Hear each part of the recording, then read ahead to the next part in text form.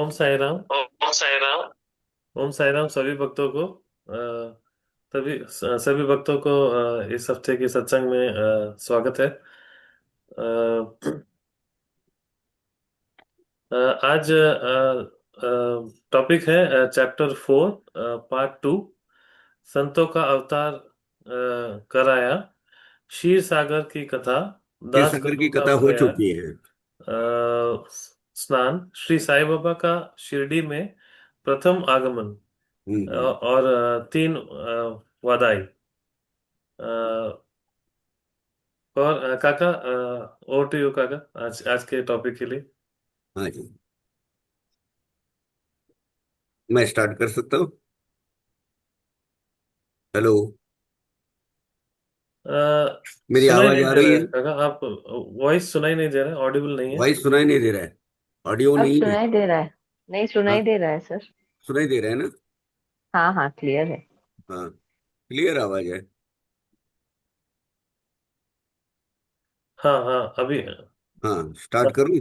हाँ हाँ, हाँ स्टार्ट कीजिए काका। ओम साई राम सभी साई भक्तों को। आज मैं दिल्ली में हूँ, और दिल्ली में ऐसे साई भक्त के घर में हूँ जिनको 2013 में स्कूटर से एक्सीडेंट हो गया था। एक्सीडेंट होके इनकी आंख, जो राइट आंख है, वो बाहर आ गई थी। बाहर आने के बाद वो लटक रही थी ऐसी 1.5 इंच 2 इंच। उसी में लोगों ने उनको उठाकर हॉस्पिटल लेके गए। बाजू की ये जो कैविटी है, उनकी कैविटी वो छोटे छोटे छोटे मतलब टुकड़ों में, हड्डी टुकड़ों में बस खत्म हो गई थी। उसके अंदर 16 स्क्रू लगाकर उनको वो फिर से उसको रीजनरेट किया गया। और वो जो है ना, उसके अंदर वो प्लाज्मा वगैरह होता है, वो डालकर उनकी आंख ठीक की गई। और उस वक्त बाबा ने उनके पैर पकड़े। 5 दिन बाबा हमेशा उनका स्वप्न दृष्टांत देते रहे। और उनको ऐसा पकड़ के 90 माले से 10वें माले पे थी वो हॉस्पिटल में। 10वें माले में ऐसा उल्टा टांग के बोल दिया, तू यहाँ से भी मैं नहीं गिराऊंगा ना, तो तुझे कुछ नहीं होने वाला, मैं हूं ना। यही वर्ड है, मैं हूं ना। मैं चाहूंगा सबको उनको मिलिए। ये है जी जोशना जी ओम गुप्ता साई जी, राम। जिनके साथ बाबा ने ये करिश्मा किया है। ओम साई राम। अभी आते हैं हमारे सत्संग के ऊपर। हम्म, ऐसा है, भगवंतराव क्षीरसागर की कथा लास्ट में हम लास्ट एपिसोड में देख चुके हैं। इस वक्त बहुत ही मेरी पसंदीदा, यार सब भक्तों की पसंदीदा होनी चाहिए ऐसा मेरा अनुमान है, वो है उस फुर्त अवस्था में, पूरी फुर्तीले अवस्था में भावुक होकर दास गरुड़ को जो अनुभूति आई, दास गरुड़ महाराज को, उन्होंने काव्य लिखा। और वो काव्य जो है उसका हिंदी अवतरण, हिंदी रूपांतरण मैं आपको आपके सामने पेश करने वाला हूँ। और बाबा क्या है, महज एक फकीर है, 5 घर में भिक्षा मांगने वाले हैं, कि कौन है, वो हम आज देखेंगे। बीच बीच में अच्छी अच्छी जो इम्पोर्टेंट वो भी है, उसका भी हम विमर्श लेते जाएंगे। और आज देखिए, 3 महीने के लंबे एक अनुभूति के बाद, मैं अनुभूति कहूंगा इसको, प्रवास के बाद हमारे सुजय भैया आज हमको ज्वाइन हो गए हैं। जस्ट 3 दिन पहले, गुरुवार के दिन, वीरवार के दिन हमको मिलने गए उनको। और वैसी वक्त उनका डिस्चार्ज होना था। डिस्चार्ज होकर वो बड़े फूले न समाये, क्योंकि वहां वो कारागृह जो होता है, जेल के अंदर है जैसा उनको लग रहा था, उनके जैसे आदमी को। तो वहां से बड़े नाचते हुए वो कलकत्ता चले गए, और आज वो अपने साथ में यहाँ मौजूद है। बोल नहीं पाएंगे, लेकिन भगवान की दुआ, साईनाथ की कृपा हुई तो बस 2 महीने के अंदर वो बोल भी सकेंगे। उनके हाथ को वो जो ग्राफ्टिंग किया हुआ है ना, इसकी वजह से थोड़ी सी अभी वो है, मतलब स्वस्थ है, अभी खाना नहीं खा पा रहे। वो फ्लूइड में चल रहा है उनका। वो जो परसों जो ऑपरेशन हुआ है, अभी एक 8-10 दिन पहले, उनकी जो अन्न नलिका जोड़ने का काम हुआ, और बड़ी आसानी से बाबा की कृपा से ठीक हुआ। हम चाहते हैं भैया, आप इस जो भी ये परियोजना है इसके प्रणेता हो, आप हमेशा हमारे साथ रहिए। और बस बाबा के साथ तो आप तो जुड़ते रहेंगे, हमें जुड़वा के रखिए। क्योंकि हम डामाडोल हो जाते हैं, आप नहीं होते कभी। तो ऐसे एक विशेष पर्व आया। विशेष पर्व यानी एक ऐसा पर्व काल जिस काल में अगर अगर स्नान करते हैं, खास स्नान करते हैं प्रयाग में खाना जितने लोग प्रयाग हैं, एक जरा किसी का अगर वो फोन चालू ये ये चालू है स्पीकर तो उसको बंद कर दीजिए। और आज के फ्रेम में देखेंगे मेरे लेफ्ट साइड में कॉर्नर में बाबा बैठे हुए हैं, और उनका आशीर्वाद इतनी सुहानी मूर्ति है, मैं आपको बताऊंगा बाद में। और विशेष पर्व में क्या होता है कि उत्कर्ष का काल बोलते हैं, पुण्य काल होता है वो। उसमें खासकर ग्रहण, पूर्णिमा आदि काल में स्नान कर भगवान की अगर पूजा किए तो इस पर्व काल में अधिक पुण्य फल मिलता है, ऐसी मनोधारणा है। चलो ठीक है, उनकी मान्यता है, उनके मान्यता के हिसाब से। एक बार ऐसा ही हुआ, ग्रहण लगता था। वो पुराने जमाने में ग्रहण बोले तो कुछ बड़ी आपत्ति आई है, विपदा आई है ग्रहों पर, और उसका असर हम पर भी पड़ेगा। हालांकि वो साइंस के हिसाब से बराबर है। इसीलिए लोग वो ग्रहण जैसे छूट जाता है, हाँ, उसके बाद दान धर्म करते थे और स्नान करते थे। ये याद आ गया भी इसी पर्व काल के हिसाब से। तो नाना साहब तांदुलकर ऊपर गांव में गौतमी गोदावरी नदी में स्नान कर रहे थे। अब उस वक्त वो जो मांगने वाले होते ग्रहण के बाद, वो पुरानी जो कपड़े हैं, कुछ लोग कपड़े भी दान कर देते हैं जो पहने थे ग्रहण काल में, कुछ पैसे देते हैं। तो लोग घूम रहे थे, दे दान छुटे ग्रहण, यानी दो दान और आपका छूट जाएगा ग्रहण। जो है, तो नाना ने, चार आने, चार आने का एक सिक्का होता है ना, उसको पावली बोलते हैं, वो दे दिया उसको। इधर हाथ में पावली लेके द्वारका माई में बाबा कह रहे, देखना नाना ने मुझे 4 आने दिए। बाबा क्या करेंगे, करिश्मा कुछ पता नहीं चलता है। खैर छुट्टियां भी अब करते हैं। तो एक समय ऐसा विशेष पर्व आ गया, तो गौतमी के किनारे एक तीर्थ है, वो तीर्थ में वो जाना चाहते थे, आज भी वहां है कि भाई जाके मैं स्नान करके आता हूँ। तो बाबा की आज्ञा लेने आ गए। तो बाबा बोले क्या जाने की जरूरत है वहां, अरे यही है, यहाँ ही गंगा यमुना प्रकट हो जाएगी। तो बोले ऐसा कि ऐसे तो जाना ना पड़े दूर, यही हमारा प्रयाग तीर्थ, कर विश्वास दृढ़ मन में। हाँ, तो मन में विश्वास रख, यही आए प्रकट हो जाएगा। अब सत्य कहे क्या, क्या मतलब कौतुक है बाबा का। दासगणों ने बाबा के चरणों में मस्तक रखा, और दोनों पैरों में गंगा यमुना बहने लगी। अब सरस्वती तो गुप्त स्वरूप में है, वो भी साथ में होनी चाहिए, वो भी बहने लगी साथ में। आश्चर्य हो गया गनुदास को, आंख से आंसू आने लगे, भावुक हो गए पूरे पूरे, यार ये क्या है। बाबा बैठे हुए, अरे ऐसा छोटा कम नहीं, लोटा भर पानी, लोटा भर पानी। बोले गंगा यमुना देखने के लिए अपने को दूर जाने की जरूरत नहीं है, यही पवित्र नदियों का जल अपने पास यहाँ मिल जाएगा। ये ऐसी लीला देखकर दासगणों की मतलब गूज आ गए, एकदम रोमांच खड़े हो गए उनके। और ये बाबा का क्या उपकार है मुझ पर, प्रेम नैनों से बस आंसू बहने लगे उनके। और वैखरी बनी। अभी दासगणु तो शीघ्र कवि होते थे, बाबा की कृपा उन पर ऐसी थी कि सरस्वती देवी का जो वरदान उनको था, उसके हिसाब से उनको अचानक काव्य की स्फूर्ति हो गई, और शुरू कर दिया उन्होंने। और इतना भावुक होकर वो गाया है, उसके एक एक शब्द से वो पता चल जाता है कि ये कुछ दैवी शक्ति है जो उनके मुख से ये बुलवा रही है। तो मैं, मराठी में अलग है वो, मैं हिंदी में पढ़ता हूँ।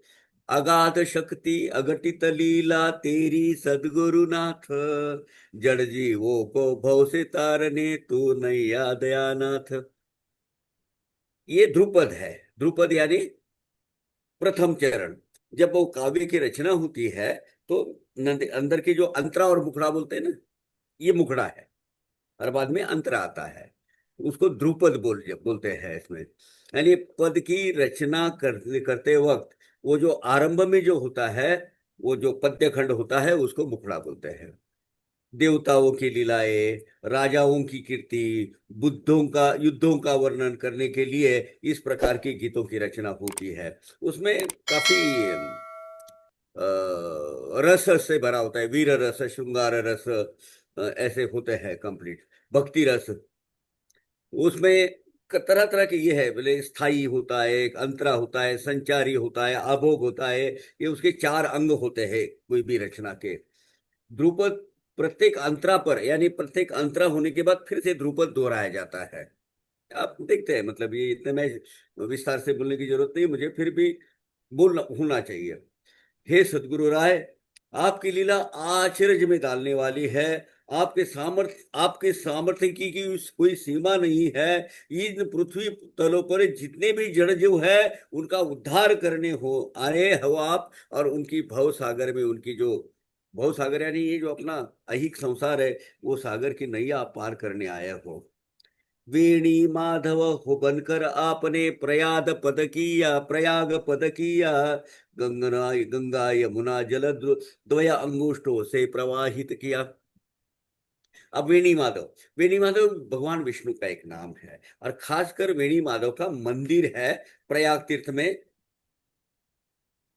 ये आज जो प्रयागराज है, प्रयाग तीर्थ में, प्रयागराज में गंगा यमुना और गुप्त तरफ से सरस्वती, ये तीनों का संगम है, और वो संगम पर ही वेणी माधव का मंदिर है। वेणी का मतलब क्या है, तो ये तीनों का संगम, तीन। अब वो वेणी यानी क्या, ये जो चोटी पहनी जाती है ना, औरत लोग कहते हैं, उसके तीन हिस्से करते, त्रिपेड़ी बोलते हैं।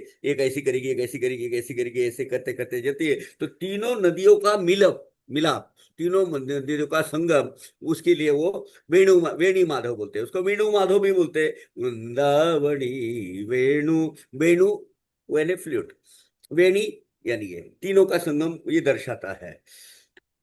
भगवान विष्णु का एक नाम वेणी माधव है। तो दासगुरु बोलते हैं कि आप तो स्वयं वेणी माधव बन गए हो, और उनके चरण तले जैसे तीन नदियां प्रवाहित होकर चलती है प्रयाग तीर्थ में, आपके द्वय अंगुष्ठ से, आपके पद चरण रज से आपने, ये तो गंगा यमुना सरस्वती आपने यही प्रवाहित की है। मुझे धन्य कर दिया ये सब आपने दिखाकर। ये आपके चरण के अंगुष्ठों से ये प्रवाह गंगा यमुना सरस्वती का है, और मैं उसमें बहुत भाग्यशाली हूं कि मुझे आपने इस पर पावन कर दिया। अभी इसमें देखिए, मैं क्यों कहा कि ये असाधारण रचना नहीं है। कमल उद्भव कमलावर शिवहर त्रिगुणात्मक मूर्ति। अब कमल उद्भव, कमलों से उत्पन्न कौन हुआ है? ब्रह्मा। कमलाहर, कमलावर, कमला यानी लक्ष्मी, लक्ष्मी का वर कौन हुआ? विष्णु। और शिवहर यानी महेश, शंकर भगवान। इन तीनों की मूर्ति। कमल से उद्भव, जिसका निर्माण, प्राकट्य बोल सकते हैं, निर्माण नहीं प्राकट्य, कमल से हुआ है, ऐसे ब्रह्मा जी। कमलावर, कमलनाथ यानी कमला के नाथ यानी विष्णु। ऐसा त्रिगुणात्मक, त्रिगुण क्या है? रज तम, पहले रम आता, तम रज और सत्व, इनकी ये गुणों का सेवा से जो युक्त है, यानी सगुण साकार में आप प्रकट हुए हैं।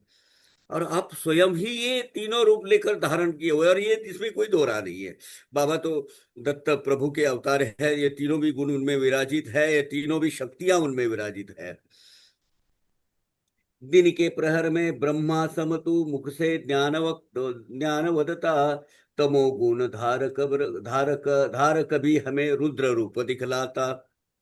तमोगुण, जब बाबा का तमोगुण बढ़ जाता था तो बाप रे, फिर किसकी खैर नहीं होती थी, सामने कोई टिकता ही नहीं था। रुद्र रौद्र रूप धारण करते थे। और भगवान शंकर का ही उस रूप तमोगुण जो है, भगवान शंकर उनके जब वो तांडव नृत्य करते थे, बड़ा भूचाल आ जाता था उसमें।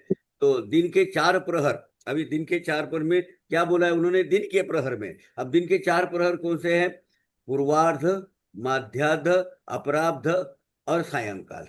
रात्रि के 4 प्रहर से प्रहर कौन से हैं? प्रदोष, निशीत, त्रियामा, ये निशीत और उषा। तो इस तमोगुण के, रजोतमो गुण के आप में विराजित है। और एक दिन के 4 प्रहर में आप एक इतना ज्ञान हमें देते थे। बाबा ने कोई लंबा चौड़ा ऐसा कुछ मतलब क्लिष्ट इसे नहीं होता था, क्लिष्ट भाव से नहीं, एक गूढ़ बोली उनकी रहती थी, वो बोल देते थे, उसका विश्लेषण आप करते जाइए। तो दिन के प्रहर में आपके मुख से तो ब्रह्मा समान ज्ञान प्रकट हो जाता है। और कभी कभी आप तमोगुण के स्वभाव अनुसार क्रोध में रौद्र रूप भी धारण करते हो। कभी श्री कृष्ण समतु बाल लीला करता, भक्त मन के प्रेम सरोवर में हंस बन विहार करता। बालकों के साथ खेलते हुए तो कभी कृष्ण के समान रम जाता है। हाँ, बाबा बाबा ये वो क्या बोलते हैं, वो गोटियां खेलते थे, बच्चों के साथ में गिल्ली डंडा खेलते थे। वो जो वो गली ऐसा बनाते हैं और उसमें खेलते हैं। हम बचपन में बहुत खेलते थे, क्योंकि मैं उसी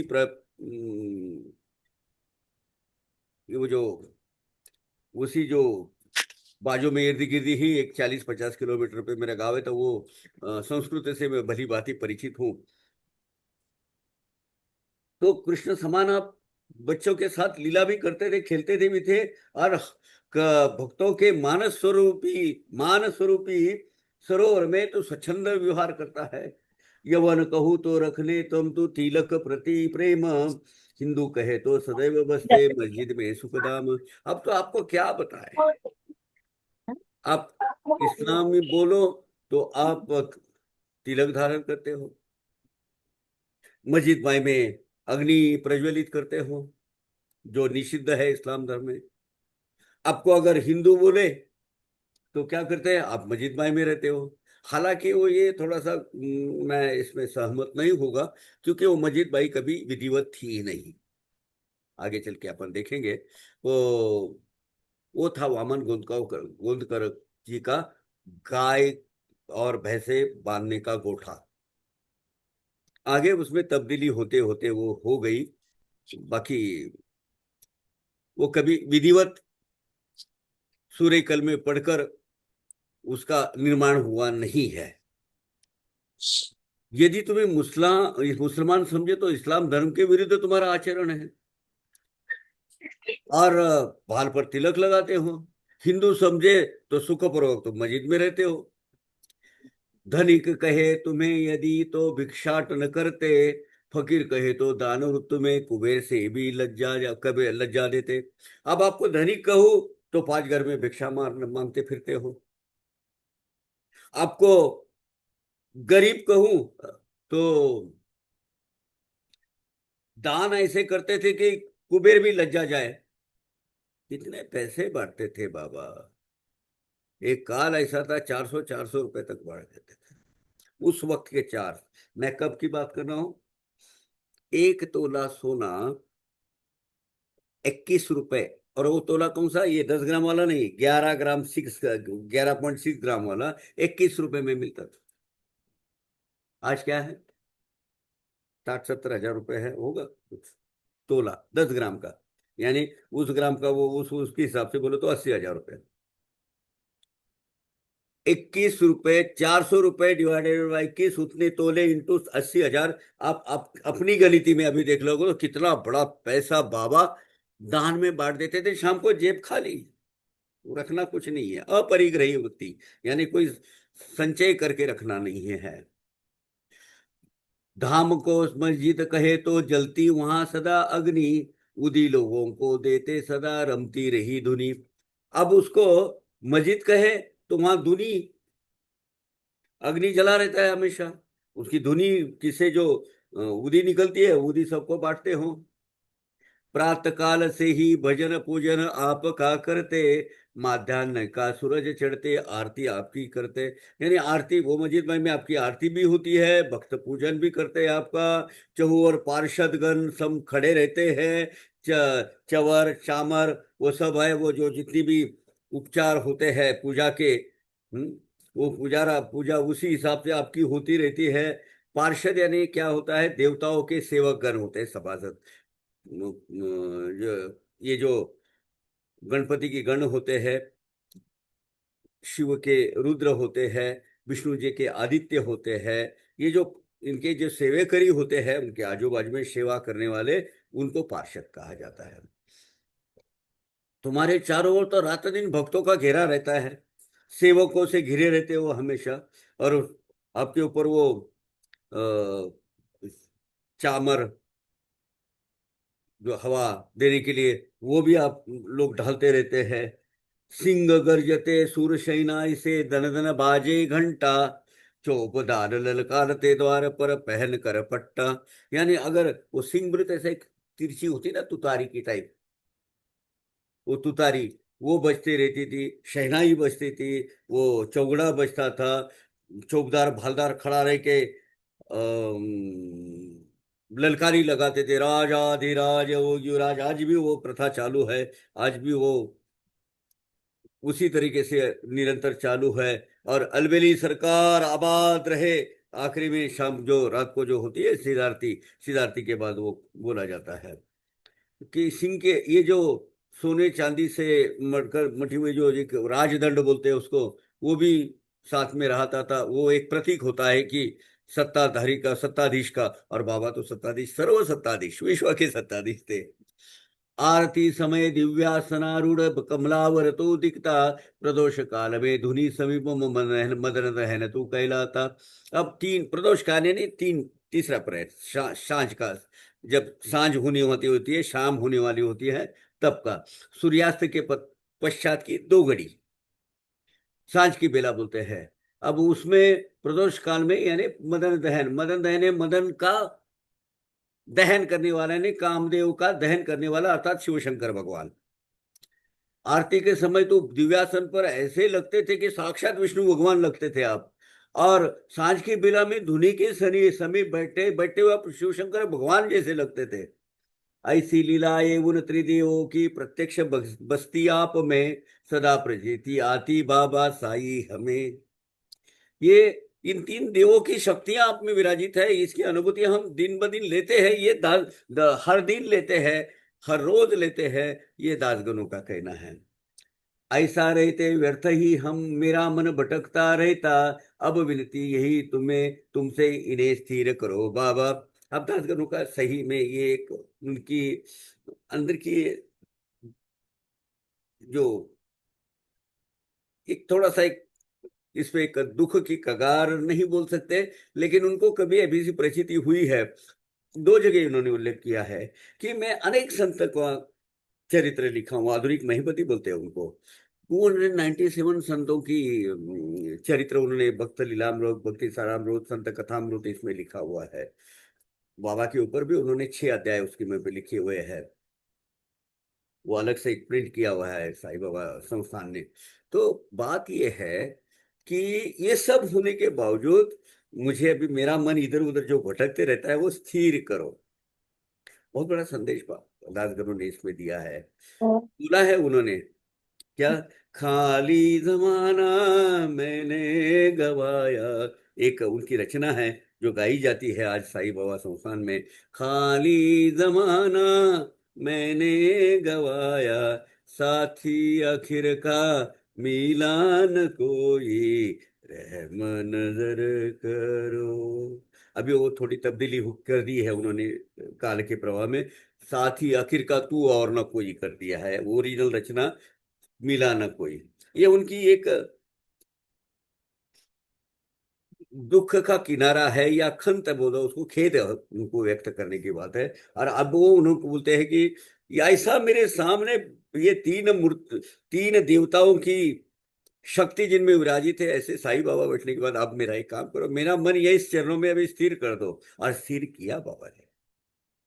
हाँ, उनको भौतिक जगत में अनाज पानी का भी व्यवस्था लगा दी उधर नांदेड़ में, और बाबा के चरण में कायम किया उनको।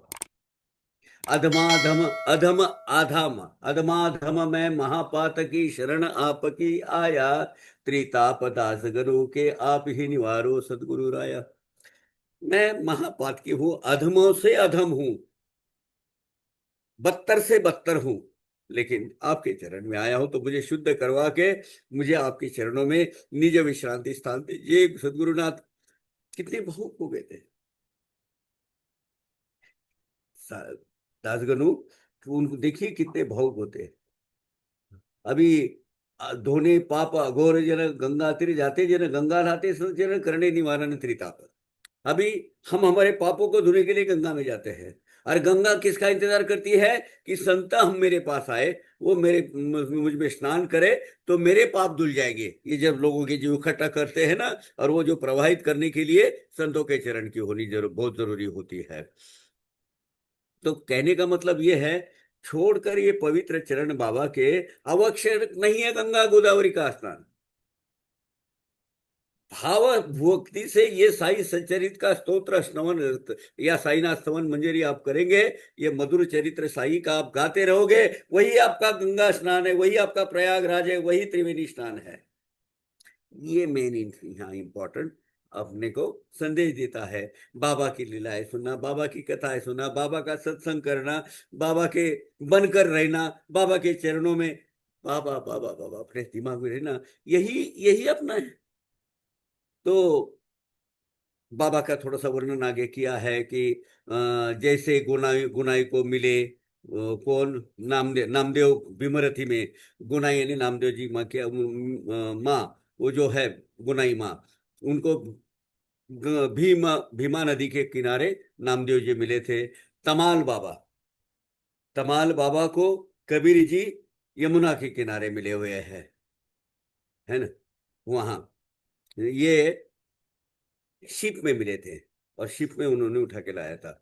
कबीर जी के जो लड़के थे वो कमाल बाबा, इतना बहुत एक प्यारा उनका भजन है कमाल बाबा का, सुनो बाबा दुनिया में मौज बुरी है।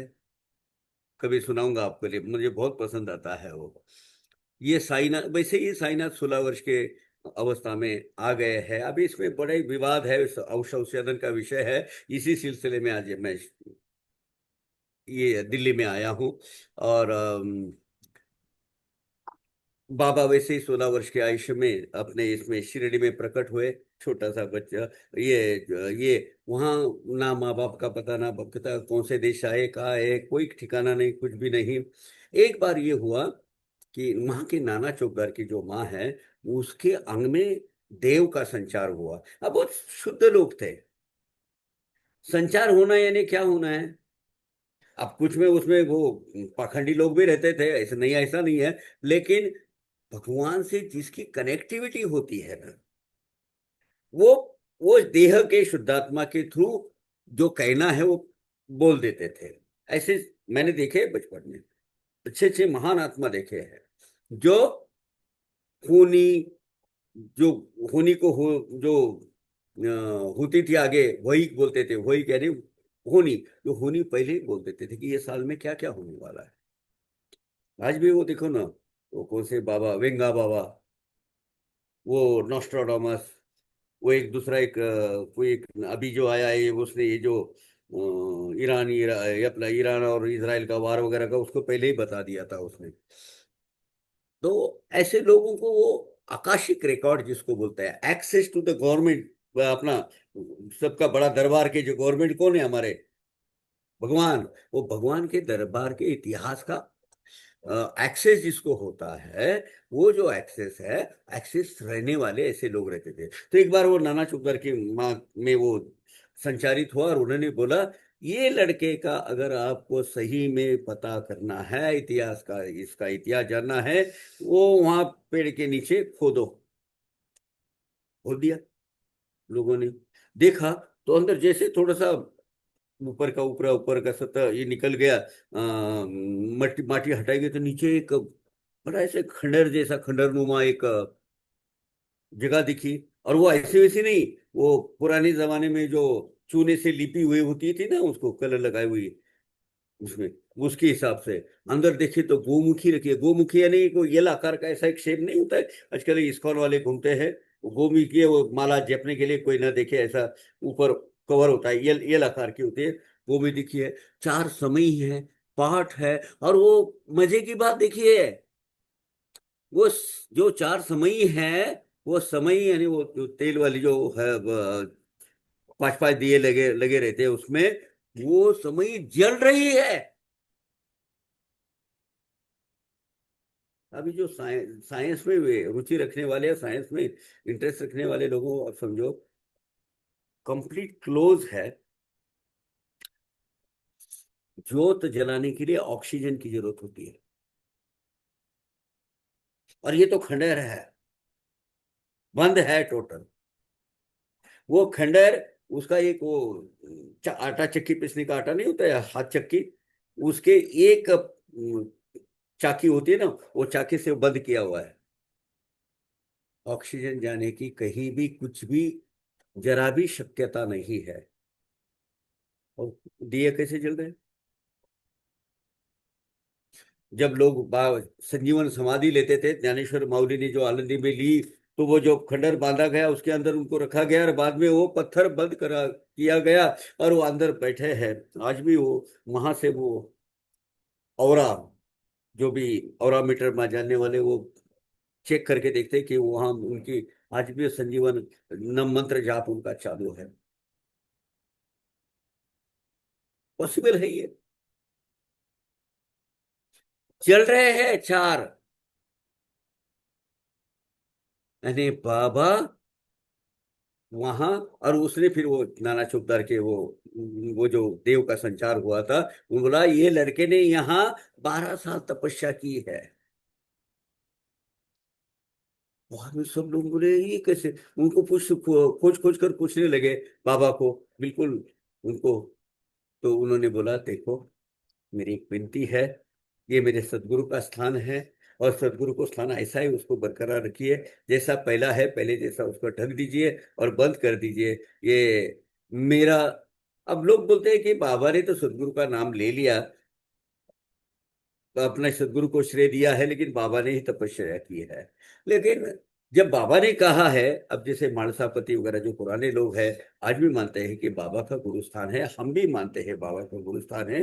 नीचे खंडर है, वो नीम का पेड़ है ना, नीचे खंडर है, वहाँ 12 साल तपस्या की है। अब वो तपस्या की है, वो आसन प्राणायाम, ये अनुलोम विलोम वगैरह सब जो जो आसन है, अलग आसन, वो सदगुरु के साथ में उन्होंने किए होंगे। तो बाबा ने सदगुरु का स्थान बोला है, उन्होंने आगे बोला है, उन्होंने बाबा ने कि जो हर गुरुवार को और शुक्रवार को वहां दूध या लोबान जलाएगा, मेरे सदगुरु उसका कल्याण कर देंगे। आज हम क्या करते हैं मैं आपको बताऊं। बाबा ने कहा है मेरे पास आने के पहले मेरे सदगुरु के दर्शन लीजिए। हम उल्टा करते हैं, हम जाते हैं समाधि मंदिर में, हमारे सदगुरु है हमारे सदगुरु के सदगुरु परम गुरु जो है, तो उल्टा होना चाहिए। पहले नीम वृक्ष के तले जो है गुरुस्थान, गुरुस्थान का दर्शन होना चाहिए, और बाद में बाबा का दर्शन होना चाहिए। ये बाबा ने कहा है, हमने नहीं। अब उस तरह की व्यवस्था तो जो बाबा के इच्छा से जो होता है, ऐसी। ये बाह्य रूप में बालक दिखते थे, लेकिन ना रात दिन में किसी का डर नहीं, कुछ नहीं। वो नीम के पेड़ के नीचे 4-5 साल तक बाबा रहे हैं। फिर बाबा ने जो विनती की उसके अनुसार फिर से वो ईट की ईट रचाकर जिस जिस अवस्था में पहले था, वैसे उसको बंद करवाया गया है, वो चबूतरा करवाता गया है आज। बाद में साठे साहब ने सब लेकर, मतलब ये जो जगह है, जगह के आजू बाजू लेकर वहां एक बाड़ा बांध दिया। वो बाड़ा इसीलिए कि बाहर के लोगों की यातायात ज्यादा बढ़ने लगी, और एक स्थायी रूप से वहाँ लोगों को रुकने के लिए कुछ व्यवस्था होनी चाहिए, इसके हिसाब से पहले साठेवाड़ा था, बाद में भी दीक्षित वाड़ा आया। दीक्षित वाड़ा तो 1911 की रामनवमी के उत्सव में उसका उद्घाटन हुआ है। तो लेकिन इसमें एक बिल्कुल महत्वपूर्ण बात यह है, प्रत्येक गुरुवार तथा शुक्रवार संध्या काल सूर्यास्त के समय पर, वो भी बहुत इंपॉर्टेंट है, जलाएगा उदजो क्षण भर, श्री हरि सुख प्रदान करेगा। अपने गुरुस्थान का महत्व बताते हुए बाबा ने खुद वो स्वयं ये बोला है, जो गुरुवार को शुक्रवार के शाम के प्रहर को जो ऊद लोबान वहां जलाएगा तो उसके श्री हरि को सब सुख प्रदान करेगा। ये अपना विधान नहीं है, स्वयं ये भी बोलते हैं। उसके बाद वो बाजू में एक बाड़ा बांधा गया साठे का। फिर उसके बाद उल्लेख आता है पहली जो भेंट जिनकी काका साहब दीक्षित की, ये हो गई 2 नवंबर 1909। उसके पहले घटना हुई, उसका वर्णन किया हुआ है। नाना साहब तांदोरकर वहाँ कार्यरत थे। वो कल्याण उनका घर भी था। वहां से वो दादर आए थे, और दादर से उनको विरार की तरफ जाना था। वो बम्बई की जो भौगोलिक ये है जियोग्राफिकल एरिया, जिसको मालूम है वो भली भांति जानेंगे कि सेंट्रल लाइन से दादर आने के बाद फिर वेस्टर्न लाइन से जाना पड़ता है। तो वो विरार की गाड़ी कभी एक एक डेढ़ डेढ़ घंटा में आती थी, तो बोले तब तक चलो बांद्रा में जाते हैं, दाभोलकर जी को मिल लेते हैं। फिर वो बांद्रा में आए, स्टेशन पर बैठे। वो तो के 2 स्टेशन 2-3 स्टेशन है वो है। तो बांद्रा में फिर उनको बुला लिया, बोले शिरडी क्यों नहीं जा रहे हो, सदगुरु को मिलने के लिए इतनी देर क्यों कर रहे हो, क्या प्रॉब्लम है। सीनियर थे ये चांदोरकर साहब, ये ओहदे में उनके रेवेन्यू डिपार्टमेंट में जो होते हैं, एडमिनिस्ट्रेशन डिपार्टमेंट में। तो बोले नहीं, आज ही मैं जाऊंगा। उसके बाद उसका वर्णन आया है 2nd अध्याय में। और इसमें उस वक्त नाना साहब तांदोरकर उन्होंने बोला दाभोलकर जी को, दाभोलकर गए। वो ठीक उसी तरह काका साहब दीक्षित जिनका परिचय था नाना साहब चांदोरकर के साथ, उन्होंने बोला आप एक बार शिरडी में जाकर आइए, फिर आपको पता चलेगा।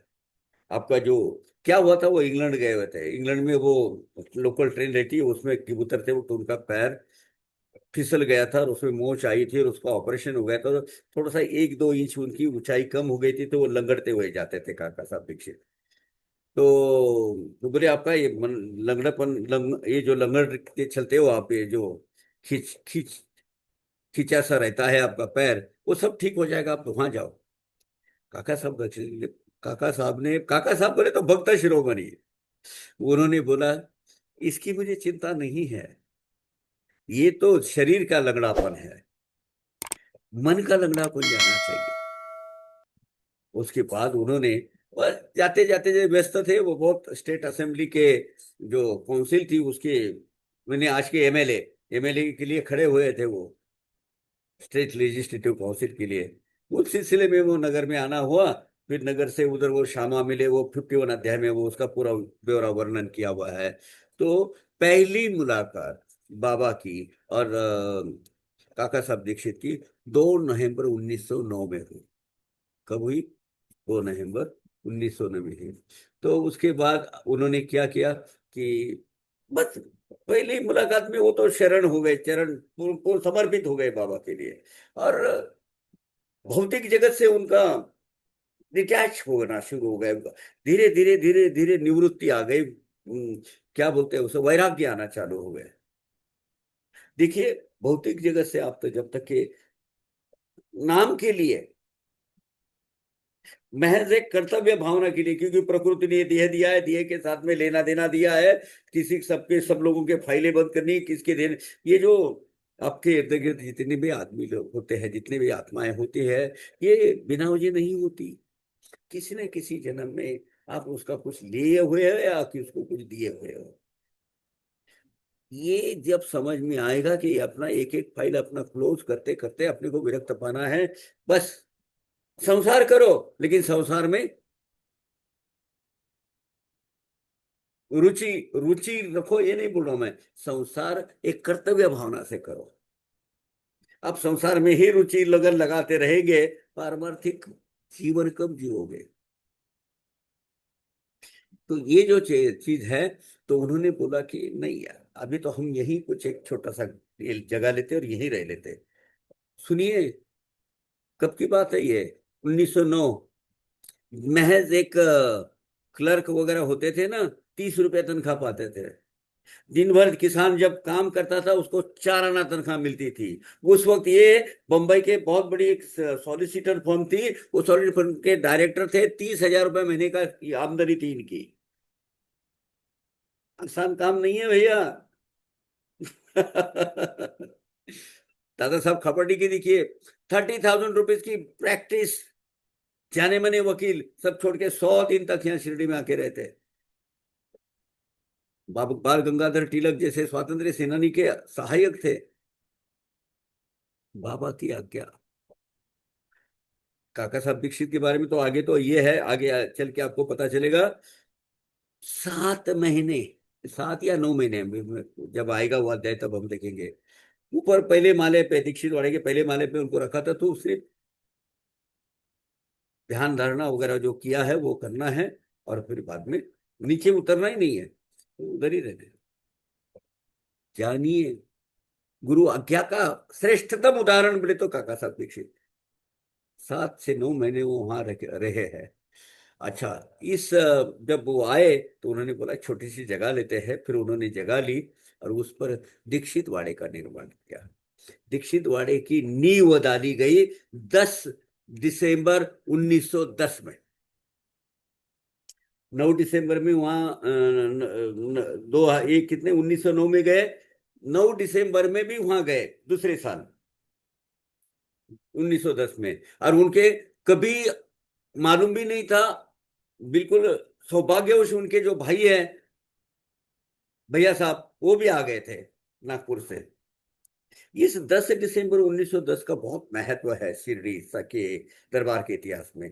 3 चीजें हो गई है इस वक्त, 3 चीजें। एक, दीक्षित वाड़े का जो भूमि पूजन है वो भूमि पूजन हुआ। दूसरा, 100 दिन के स्टे के बाद बाबा ने रखवा लिया था उनको, उनका था वो आगे चल के आ जाएगा आपको क्या है। ब्रिटिश सरकार पीछे लग गई, उनके गुप्तहेर पीछे पड़े थे, दादा साहब खापर्डे के पीछे।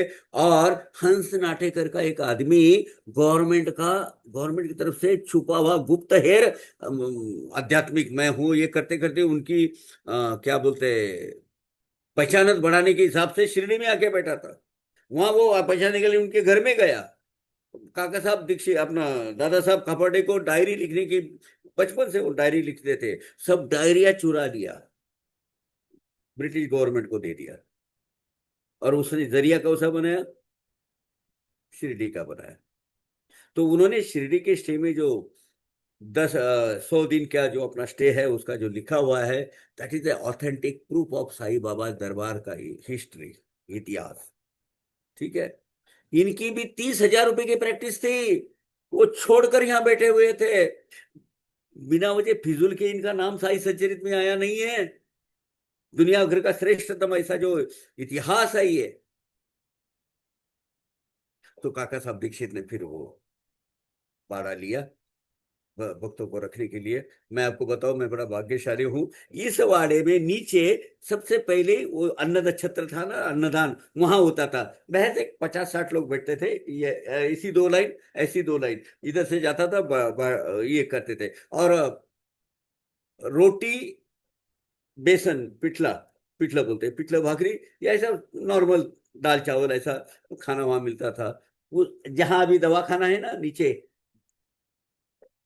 अभी तो दवाखाना है, अभी तो वहां म्यूजियम बन गया, अभी तो दीक्षित वाड़े का नामो निशान भी नहीं है। वो दीक्षित वाड़े में नीचे खाना खाने का सौभाग्य मुझे प्राप्त हुआ है। वो वाड़ा बनाया। 10 दिसंबर को 3 चीजें हुई। 100 दिन के स्टे के बाद दादा साहब खापर्डे को वापस जाने की इजाजत मिली बाबा से। दूसरा, दीक्षित वाड़े का भूमि पूजन हुआ। और तीसरा, बाबा की सेजारती चावड़ी में इसी दिन चालू हो गई। इसलिए ये दिन का बड़ा महत्व है। बाद में फिर वो बाड़ा बन गया 1911 के रामनवमी में। उसके शुभ मुहूर्त पर उसका गृह प्रवेश हुआ। वो वाड़े 3 हुए। उसके बाद 1916 में बुट्टीवाड़ा हुआ। हालांकि बुट्टीवाड़ा तो बाबा का जो शरीर है वो वहां हो गया, लेकिन उसकी जो ऊपर की छत में है ना, ऊपर ऊपर पहले ये होता था अभिषेक, जो नीचे होता है ना, पहले ऊपर अभिषेक होता था। मैंने किया है 1985 86 तक, 86 तक वो चल रहा था। ऊपर बाबा की मूर्ति है ना, अभी जो मूर्त जो बैठी है, वो 6 अक्टूबर 1954 में बैठी है। उसके ऊपर जो ऊपर का जो हिस्सा है, वहां जो पारायण कक्ष बोलो या अभिषेक कक्ष, वो वहां होता था। ठीक इसी दीक्षित वाड़े अपने बुट्टी वाड़े की जगह बाबा ने लेडी बाग का निर्माण किया था। फूलों की एक बड़ी बहुत अच्छी गार्डन उन्होंने तैयार की थी। उसके लिए वामन राव और तात्या, वामन राव गोंदकर, तात्या पाटिल, इसके ऊपर बड़ी बहस और चर्चा का विषय हो गया। मैं भी उसके मतलब लोगों की आलोचना का शिकार बन गया हूं, लेकिन जो सत्य है वो सत्य है। वामन राव गोंदकर पाटिल और तात्या कोते पाटिल, ये दो रोज एक ही घड़ा, और बाबा को कच्चा घड़ा लगता था, वो कच्चा घड़ा वहां उनको उसकी आपूर्ति करते थे। और बाबा अब स्वयं अपने हाथ से पानी सींचते थे। जैसे वो गीला पे 2 4 बार पानी लाने के बाद वो तो माटी का ही है, वो तो भीग के खत्म हो जाता था, क्योंकि वो पका हुआ घड़ा घड़ा नहीं लगता था उनको। तो फिर वो नीम के पेड़ के नीचे रख देते थे, वहां वो खत्म हो जाता था, माटी बन जाती थी उसकी। तो ऐसा होने के बाद एक बार बाबा वहां से गायब हो गए। अब ये साई सच्चरित की हिसाब से है। साई सच्चरित के हिसाब से मैं पहले से अभी से बोलता हूँ, फिर से बोलता हूँ, साई सच्चरित ये बाबा का दरबार का ऑथेंटिक प्रमाणभूत इतिहास नहीं है। क्रोनोलॉजी नहीं है उसमें। उसकी जो तिथि वार वगैरह सब लिखे, हाँ कुछ रेफरेंसेस है जिसे अनुमान लगाया जाता है, नहीं कुछ ठीक है, कुछ है एक दो चार, लेकिन वो इतिहास नहीं हो सकता। इसीलिए इसको ये भक्ति भाव से पढ़ने वाला, भक्ति को बढ़ोतरी करने वाला, वृत्ति भक्ति में वृद्धि करने वाला एक ग्रंथ है। मेरा ये बिल्कुल दावे के साथ कहना है, ये इतिहास नहीं है। लेकिन कुछ लोग अपने सहूलियत के हिसाब से उसको इतिहास मानते हैं। मैं ज्यादा डिटेल में जाना नहीं चाहता, लेकिन उसके बाद फिर बाबा वहां से गए, औरंगाबाद में गए। फिर औरंगाबाद से के वो धूपखेड़ा के आगे सिंदूर बिंदुर का जंगल है, वो एक नीम के पेड़ के नीचे चांद पाटिल, वो घोड़ी का एपिसोड वगैरह सब होके फिर बाद में धूपखेड़ा में, धूपखेड़ा के वो शादी के साथ में वो चांद पाटिल के बीवी का भतीजा या भांजा, उनके साथ वो आए थे। अब सही बात बोलूं, ये भी ऑथेंटिक प्रमाण नहीं है। क्यों, ये बोल दो आपको कि कितना हो गया टाइम, जरा ज्यादा हो गया है। नहीं कितना, 9 बजे तक होता है ना। ये थोड़ा सा ले लेता हूँ भाई, जरूरी है। हाँ काका। हाँ, चलेगा ना, क्या अगले लेना है कि ये ठीक है? ठीक ठीक ठीक है काका, ठीक है। एक 5 मिनट कंक्लूड कर लेते हैं, क्यों हाँ हाँ। जरूरी है कि बाबा कवड़े, पांडुरंग बालाजी कवड़े, इन्होंने बाबा का साई सच्चरित लिखा है। और ये साई चरित्र लिखने की प्रेरणा स्वयं बाबा ने उनको स्वप्न दृष्टांत में आकर दी है, और वो वहां रहे।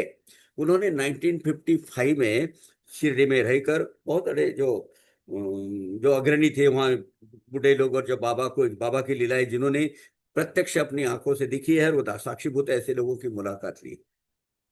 अब ये जो जो शादी के बारात के साथ बाबा आए, ऐसा जो एक लिखा गया है, ये काल के मापन पर कहीं बैठता नहीं है। इसका कारण ये है, जो लड़के की शादी हुई उसका नाम था हमीद। अध्याय 27 में लिखा हुआ है कि बाबा चांद पाटिल के साथ में लड़की देखने के लिए कानड़ गांव का कमा और ये टाकली मियाँ का दगड़ू तांबोली उनको लेकर यहाँ आए थे। और वो अमीन भाई थे, अमीन भाई। वो अमीन भाई कौन, वहाँ के रहने वाले थे। वो जो महासापति का जो ये था ना, खंडोबा का मंदिर के बाजू में जो खलियान, वो खलियान इन्होंने खरीद लिया था। और वो वहाँ पहले बाबा वहाँ आए, बाबा उसके पहले नेवासा में थे, नेवासा से वहां आए और वहां उन्होंने वो शादी तय कर ली, से मतलब उनके साथ में ही आए थे, शादी तय कर ली। अब कुछ लोगों ने मेरे मुझ पर आरोप क्या लगाया मालूम है? ये जो कुड़मुड़े ज्योतिषी बोलते हैं, उसमें आधे आधे रंग में पीले होने वाले, आधी आधी हल्दी की इसमें, उन्होंने बोला, है तुम बाबा को शादी रचाने वाला क्या दलाल बोलते हो? मैंने, अरे पागल, वो चांद पाटिल के साथ में आए हुए हैं, नेवासा से आए हुए हैं, वहां के प्रमाण है, पुख्ता सबूत है।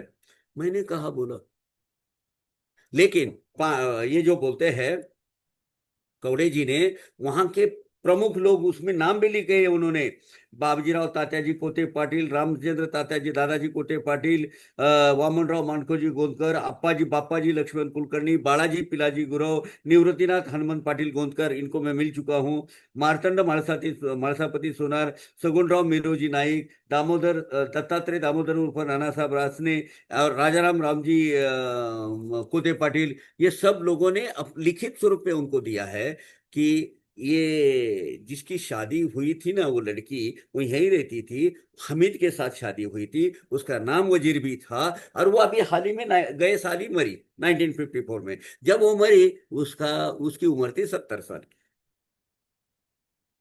अब रिवर्स कैलकुलेट कीजिए, उसका जन्म ही कब होगा? 1884 का। अब 1884 का होगा तो उसकी शादी 1858 में कहां से होगी? जन्म ही 1884 का है। तो ये जो कड़ियां हैं ना, इतिहास की कड़ियां जोड़ना बहुत जरूरी है। ये एक इतिहास रिसर्चर के हिसाब से, इतिहास के हिसाब से ये कहीं मेल नहीं खाता है। ये जरूर आपको इसलिए बोला कि जितने भी लोग हैं उसमें कुछ लोग बाबा के इतिहास में रुचि रखते हैं। देखिए, भक्त कर कर आपकी भूमिका अलग हो सकती है, भक्त कर बाबा कुछ भी कर सकते हैं, कहीं भी प्रकट होते हैं, किसी युग में किसी भी इसमें, आज भी प्रकट होते हैं। लेकिन जो शादी के साथ, जो बारात के साथ बाबा आए हुए हैं, इसके पुख्ता सबूत आज मिलते नहीं हैं। कुछ तो रिसर्चर बोलते हैं कि ये 1910 में हुई है ये शादी। हाँ, और वो लगता है क्यों, 1884 में उसका जन्म हो गया होगा, तो 25-26 में उनके निकाह हो गया, पढ़ा गया होगा। मेरे पास उसका सबूत नहीं है, लेकिन वो बोलते हैं कि वो तो शादी लेट हो गई। तो बाबा इस शादी के साथ नहीं आए हैं, अकेले आए हैं। चलो आज इस चौथा अध्याय का समापन यहाँ कर लेते हैं। तो बात क्या है मालूम है? बाबा बाबा का सच्चा इतिहास क्या है मालूम है? उपासनी महाराज ने साई महिमन स्तोत्र में लिखा है ना, अजन्माद्यमेकम पर ब्रह्म साक्षात स्वयं संभवम राममेवावतीर्णम। स्वयं प्रकट हुए हैं, राम फिर से प्रकट हुए हैं, इस बारात के साथ आए, उसके साथ आए, यहाँ हुए वहां हुए, कुछ भी इसमें प्रमाणित नहीं होता है। पर ब्रह्म साक्षात स्वयं संभवम, इतना मालूम है। ओम साई राम। अभी आगे का आधा घंटा जो भी है, या आप पूछ सकते हैं जो भी आपको पूछना है। ठीक है, ठीक है, ठीक है काका। धन्यवाद। आपने बहुत अच्छी तरह से, सुंदर तरह से आपने अध्याय 4 का वर्णन किया। सभी भक्तों से निवेदन है, जो भी आप प्रश्न पूछना चाहें काका को, आप हैंड रेज कर सकते हैं, या चैट में अपना प्रश्न पूछ सकते हैं, या अनम्यूट करके प्रश्न पूछ सकते हैं काका को। काका पूछे हाँ आपसे।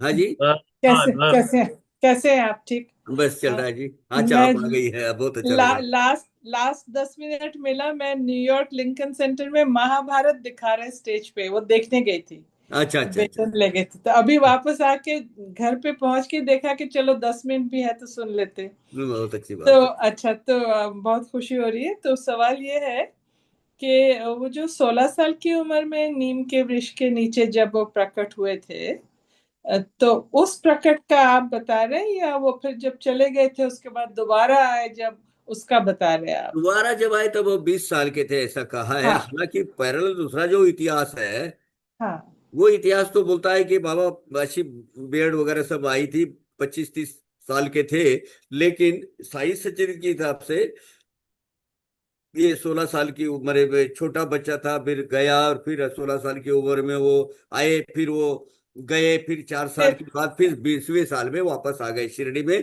वो बारात के साथ। ये उल्लेख राइट, मिलता है, लेकिन राइट। वो कई प्रमाणभूत उसका। लेकिन मुझे मुझे खुशी हुई आपने ये बोला कि ये सब ऐतिहासिक जो क्रोनोलॉजी है ये इम्पोर्टेंट चीज नहीं है। हाँ, सही बात। हाँ, और उनकी जो असल टीचिंग है और क्या किस लिए आए थे इस पृथ्वी में, उसी को याद रखना और उसी को मानना। नहीं तो इसलिए छोटी छोटी ये सब बातों पे हम नहीं फंस जाए, ये आप समझाना चाह रहे हैं शायद नहीं नहीं कि भाई, इतिहास का क्रोनोलॉजी संवर्धन होना चाहिए, इतिहास का होना प्रिजर्वेशन चाहिए। और कंजर्वेशन होना चाहिए। अच्छा, तो बहुत आप सारी बता उल्टी सुल्टी चीजें अगर वो नहीं रखेंगे तो बहुत सारी उल्टी सीधी सीधी चीजें होने लगती है। अच्छा, तो मैंने तो पहले नहीं सुना था, तो आप ये कहना चाह रहे हैं कि आप you want two point out कि ये गलत है, ये सही ठीक नहीं है, ये आप बताना चाह रहे हैं कि क्रोनोलॉजिकली ये करेक्ट नहीं है। नहीं। ये आपकी मकसद ये बताने की कि ये सही नहीं है। Okay. Thank okay, you. Thank you, thank you. Second कोई है? नेक्स्ट। हाँ काका, एक चैट में प्रश्न है सूर्यकला जी का। Why so many rumours on Sai Baba, even court be judged? Why court भी जस्ट, कोर्ट बी जज्ड? मतलब मुझे समझ में नहीं आया। तो क्या मतलब? मतलब सवाल क्या है actually? Why so many rumours on Sai Baba, even या कोर्ट भी जस्ट? व्हाई? या या यानी कोर्ट ने जो आपको कहना यह है कि कोर्ट ने जो जजमेंट जजमेंट जज, दिया है वो भी मतलब राइट। संशय के कटहरे हाँ, कटघरे में आते हैं। रूमर्स। भैया ये अभी भगवान साईनाथ जाने। बहुत सारे मिथ्स पहले भी थे, बाबा के साथ में कार्यकाल में अवतार कार्य भी थे, आज भी बहुत सारे। महज एक 100 साल का इतिहास है, 100 साल का। और हम इतने अभागी है, पहले मुगलों का इतिहास 700 साल हमको बचपन से पढ़ाया जा रहा है, इसके बाद ये हुआ, उसके बाद वो हुआ, उसके बाद वो हुआ, सब उसमें हम पर थोपा गया। कोई जरूरत नहीं थी उसको, और उसमें एक तरफा हमको पढ़ाया गया। हमारे जो राजा महाराजा राणा जो शूरवीर थे, उनका इतिहास तो दबा के रख दिया है। पृथ्वीराज चौहान का इतिहास, राजा शिवर छत्रपति का इतिहास क्यों उजागर नहीं होता? बस बहुत सारे शहरों के नाम बदल दिए। ये जो चीज है ना, इतिहास का सही पन्ना जरूरी इसीलिए होता है, और इसीलिए आपका मैं सहमत हूं। र्यूमर फैलते हैं, र्यूमर फैलाने वाले होते हैं इतने। अभी तो एक सुनिश्चित षड्यंत्र के हिसाब से बाबा को चांद मियां कहा जाता है, और अच्छे अच्छे अकल के अंधे जो व्यासपीठ चालक है, जो अच्छा ओहदे पे बैठे हुए हैं, जो लोग जिनको मानते हैं, ये लोग बरगलाने बरगलाने लगे हैं। क्या बोलूं अभी, विदाउट नोइंग एनीथिंग। ये अच्छा हुआ कि साईं बाबा संस्थान ने बहुत अच्छे सख्त कदम उठाए हैं। कोई ऐसा उल्टा सुल्टा बोलेगा, उसके ऊपर केस। अब तो देख रहे हैं 4-6 महीने में वो कारिलकर साहब ने बहुत अच्छा काम किया। अभी के जो आईएएस ऑफिसर है, वो बहुत सेंसिटिव पर्सन है, और उन्होंने फटाफट फटाफट इस पर एक्शन लेना चालू कर दिया। अब इनके मुंह चुप हो गए हैं। नहीं तो बस अब अपना अपना ये पॉडकास्ट देखो और अपने ये जो एपिसोड देखो, आधे से ज्यादा तो गालियां भरे रहते हैं मेरे बारे में। ये भी कटेला है, ये भी मुस्लिम है, क्या खतना कर ले, इस तरह के कमेंट्स आते हैं। अब क्या बोले इसको बाबा? भगवान भगवान उनको माफ कर दे। ये इतना इनकी समझ इतनी है, इनको कभी ना कभी हिदायत दे दे कि भाई आपको आपका सही स्वरूप समझे। इसके सिवा मैं कुछ नहीं कर सकता। ओम साई राम। धन्यवाद, धन्यवाद काका। साई राम काका, खाद्याकार से पितरों को तथा स्वाहाकार से देवों को आहुति देना, खाद्याकार और स्वाहाकार का अर्थ क्या हुआ काका? अभी हाँ, खाद्याकार यानी जो खाने के लायक है, ऐसा जो भोजन की थाली है, वो जितनी भी भोग की थाली अपने पूर्वजों को याद करके उनको देना, इसको खाद्याकार कहते हैं। और वो काक के स्वरूप में, जो वर्ष श्राद्ध होता है, सब होता है, वो कौवा जो है उसको वरदान दिया हुआ है, वो आता है। और वो अगर चोंच मार के खा लेता है तो समझ लेना कि आपका जो ऑफरिंग है वहां तक पहुंच गया है। जहां तक स्वाहाकार होता है, तो स्वाहाकार का संबंध निर्गुण निराकार से है। जब आप वो खाना क्या चीज सीधा वगैरह जो चीजें है, वो चीजें आप जब डालते हो इसमें, यज्ञ याग में आहुति देते हो, वो आहुति क्या होती है? आहुति तब्दील होती है कॉस्मिक एनर्जी में, ट्रांसफर होते हैं कॉस्मिक एनर्जी में, और वो कॉस्मिक एनर्जी भगवान तक पहुंच जाती है। स्वयं भगवान वहां स्वाहा करने, खाना खाने नहीं आते, इसलिए वो खाद्य के आकार में नहीं रहता है। वो आप यज्ञ में स्वाहा करते हो, उसका आकार बदल जाता है, उसका ट्रांसफॉर्मेशन कॉस्मिक एनर्जी में होता है, और वो कॉस्मिक एनर्जी के माध्यम भगवान स्वीकार करते हैं। आप सोचते कि हाँ ऐसा कुछ हुआ है नामदेव महाराज, अरे मेरे पिताजी हमेशा खाना लेके आते थे, तू खाता है, मेरा क्यों नहीं खाता? बचपन है, बाल बुद्धि है, भगवान विठल प्रभु आए और उन्होंने खाना स्वीकार किया है। ये तो उनकी भक्ति की चरम सीमा हो गई। खाद्याकार और स्वाहाकार, ओम स्वाहा, स्वाहा के बाद उसका स्वरूप क्या बदल जाता है? अग्नि। अग्नि के बाद क्या हो जाता है? वो उसका अग्नि में एनर्जी में प्रकट होता है। एनर्जी कौन सी? कॉस्मिक एनर्जी में जाती है। कॉस्मिक एनर्जी अर्पण करते हैं किसको? जिन्होंने इसको क्रिएट किया है। ये फर्क है। हाँ, उसी इस विषय पे रिकी रिकी अभी अभी अभी भी ऐसा है स्कूल सिलेबस में हमारा इतिहास नहीं पढ़ाया जाता। Very good. क्या अग्नि में भोजन को अर्पित करना भी देवों को आहुति देना है? वही तो मैंने कहा अभी। आप आहुति तो दे रहे हैं, आप जो चंद वो जो डालते हो, उसकी जो आहुति देते हो, वो भगवान तक तो पहुंचती है। वो जो घी मात्रा में डालते हो, उससे तो कॉस्मिक एनर्जी तैयार होती है ना। हाँ देखिए, एक सीधी बात है, सीधी बात। हमारा शरीर है, हम्म? वो शरीर क्या करता है? पंच महाभूतों ने दिया हुआ जो अनाज है, वो अनाज की प्रक्रिया, वो क्या करते हैं? पाचन शक्ति के हिसाब से डाइजेशन सिस्टम में किस में बदल देती है? एनर्जी में बदलती है। एनर्जी किस में होती है? तब भी खून में होती है, और खून से हमारा ये सब शरीर चलता है।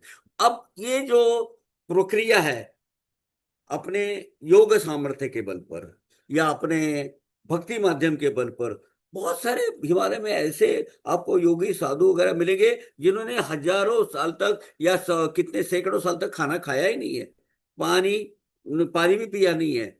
कुछ लोगों ने एक नीम का पत्ता खाते हैं या पानी थोड़ा सा पीते हैं, उसके ऊपर रहते हैं। इनको वो ये कैसे जीते हैं? तो क्योंकि भगवान डायरेक्ट उनको वो कॉस्मिक एनर्जी पहुंचाता है, डाइजेशन सिस्टम को बाईपास करके। समझे? फाइनली क्या होता है? अनाज जो पृथ्वी ये जो पंच महाभूत हमें देते हैं, वो उसका ट्रांसफॉर्मेशन एनर्जी में करने वाली डाइजेशन सिस्टम है, और इसके लिए हमको खाना खाना पड़ता है। खाना खाने की जरूरत नहीं पड़ी तो योगी कथामृत पढ़िए आप, वहां एक जर्मनी की या फ्रांस की कोई लड़की का उदाहरण दिया हुआ है। 43 ईयर से उसने खाना ही नहीं खाया। बहुत सारे ऐसे लोग हैं। मैं एक महात्मा जानता हूँ यहाँ नगर में, नेवासा के बाजू में किशनगिरी महाराज है। उन्होंने बोला तेरे को भगवान दिखता है तो चल बता, भूखा रह के बता। वो दिन भर भेड़ बकरियां चराते थे, मतलब जानवर चराते थे, और एक नीम का पत्ता खाते थे। 1.25 महीना तक उसके टेस्ट होने के बाद सब लोगों ने बोला नहीं आप महान हो। हमने कहा वो महात्मा को मैं मिल चुका हूँ, उनके हाथ पैर दबाने का सौभाग्य मुझे प्राप्त हुआ है, उनके कपड़े धोने का सौभाग्य मुझे प्राप्त हुआ है। किशनगिरी बाबा निवासा के बहुत करीब में मुरमे करके गांव है, वहां उनका दत्त मंदिर बांधा हुआ है। दत्त मंदिर के निर्माण के वक्त हमने छोटे थे, 8वीं 9वीं में थे, तब वहां जाते थे। तो ये जो चीज है, ये आहुति देना, ये इस तरीके का एक ट्रांसफॉर्मेशन ऑफ एनर्जी है। आगे काका जी, ओम साई राम। आप कैसे हो काका जी? बाबा जी की कृपा से और आपके प्रयास से क्या हम सब मिलकर ऐसा कर सकते हैं जी से साई देवा का इतिहास स्कूल सिलेबस में बढ़ाया जा सके। भैया इतनी तो ताकतवर हम है नहीं, उसके लिए बहुत बड़ी क्रांति लानी पड़ेगी। लेकिन एक प्रयास जरूर करना चाहिए। जिसको इसमें रुचि है, इसके लिए सुजय खंडेलवाल जी ने साई वाणी बनाया है, और उसी के सिलसिले में यहाँ आया हूँ दिल्ली में। साई वाणी में ऑथेंटिक किताबों का एक मतलब लाइब्रेरी वहां बनाई गई है। वो तो बहुत महान आत्मा है सुजय जी। वहां करोड़ों रुपए की ये गुंठा की भाव चालू है। उन्होंने 2 से 2.5 गुंठे में वो बना के रखा है। बहुत अच्छी सुविधाएं दी है, क्योंकि देश विदेश से जो भक्त आएंगे, बाबा के ऊपर स्टडी करेंगे, पीएचडी करेंगे, उनके रहने के लिए सुविधा और स्टडी करने के लिए सुविधा बहुत अच्छा साई वानी बनाया है। ये हमारा प्रयास अपने हद तक सीमित है। अभी आप जो कह रही है, भगवान आपके मुंह में घी शक्कर डाले, ऐसा हो जाए तो क्या बात है भाई। अरे बाबा तो नेशनल इंटीग्रेशन के सिंबल है। एकात्मता, सबका मालिक एक है। आज की जरूरी में जरूरी है भाई ये बाबा की बाबा की शिक्षा देना क्रम प्राप्त है। नहीं तो हम तहस नहस विनाश की कगार पर खड़े हैं, ये अपने मान लेना चाहिए। बहुत अच्छे। मैंने दीना है कि सुना है होगा शायद, कि आरती के समय बाबा अपनी समाधि से निकलकर बाहर आते हैं। ये क्या बाबा ने खुद कहा था? वैसे बाबा कहेंगे, बाबा समाधि के पश्चात जिन लोगों को अनुभूति हुई है वो बाहर आके उनको दर्शन हुए हैं। ये उनकी भक्ति की शक्ति है। समाधि अवस्था में जो बाबा है, जो वहां गए, स्वयं बाबा ने कई कई ऐसे उदाहरण हुए हैं। इवन चावड़ी में बाबा प्रकट हुए हैं अभी हाल ही में, 5 साल 6 साल पहले। वो स्टैंपेड हो जाएगा, इतनी वहां ये आ जाती। देखो, हाँ? पत्ते के ऊपर नहीं, घर के यहीं पे ये देखिए, ये देखो, ऊपर ये जो बाबा। जिस घर में मैं रहा हूँ, ये यहाँ गैलरी है, और गैलरी में कुछ पेड़ पौधे रखे हैं। उसके अंदर बाबा ही इस तरीके से प्रकट हुए थे। गिलोय के पत्ते के गिलोय के पत्ते के ऊपर ये आई है। अभी ये आपकी भक्ति की साधना जो है, वो इसको ये कर सकते हैं। पत्ता ये भी है देखिए, मेरे ये पास, अभी गिलोय पत्ता का भी रखा पत्ता है, और गिलोय के पत्ते के ऊपर ये बाबा की मूर्ति प्रकट हुई है। सूखा पत्ता भी रखा है अभी मेरे वो पास। पत्ता आज भी इधर है, मौजूद है। अभी ये काका काका साई जाप करते हुए क्या हम घर पर हवन हवन कर सकते हैं? और इसकी कोई विधि है क्या? क्यों ये विधि विधान के चक्कर में पड़ रही हो? बाबा ने तो बोला है, नको, मुझे कोई विधि विधान की जरूरत नहीं, मुझे कोई अष्टोपचार षोडशोपचार की जरूरत नहीं। एक नाम मुझे, आप मेरा नाम लेते रहो, वो नाम मेरे लिए काफी है। और उन्होंने ये लिखा है, कलयुग में एक ही साधन है, सदा हरि गुरु स्मरण करिए। गुरु का स्मरण, गुरु का याद, शांति से बैठिए। आपको गिन गिन के माला फेरने की जरूरत नहीं है। ये विधि विधान को मतलब छुटकारा पाने के लिए तो ये क्रांति ये बाबा ने तो करवाई है। ये बाबा एक क्रांति देव है। ये वो क्या बोलते हैं, अलग अलग है, षोडश उपचार, षोडश इसमें से मुक्ति पाने के लिए तो बाबा का अवतार हुआ है। ओके काका।